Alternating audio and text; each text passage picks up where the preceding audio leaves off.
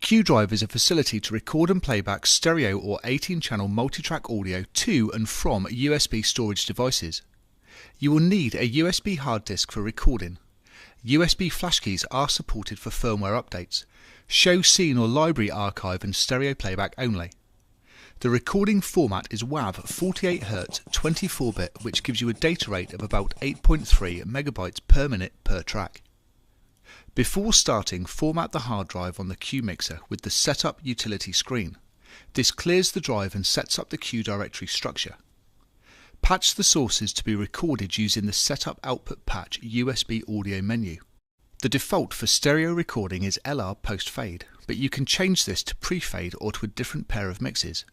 Up to 18 sources can be selected for Qdrive multitrack recording by touching the buttons on screen and scrolling through the options.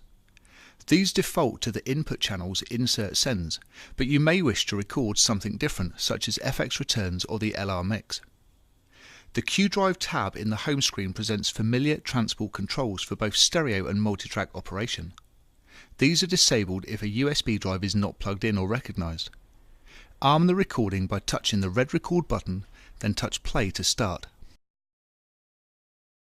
Stereo files are stored onto USB in the AHQU/USB rec folder. Multitrack allocates a folder for each recording in the USB MTK folder, where the 18 files are named and numbered. You can export these files later to your computer for editing. For stereo playback, place the files onto USB in the USB Play folder. Stereo playback supports 44.1 and 48 Hz sample rate, 16 or 24-bit depth WAV files only. To playback the files, patch the required channels using the source menu in the processing screen. Make sure Qdrive is selected as the global USB source, then set Qdrive as the source for ST3 for stereo playback.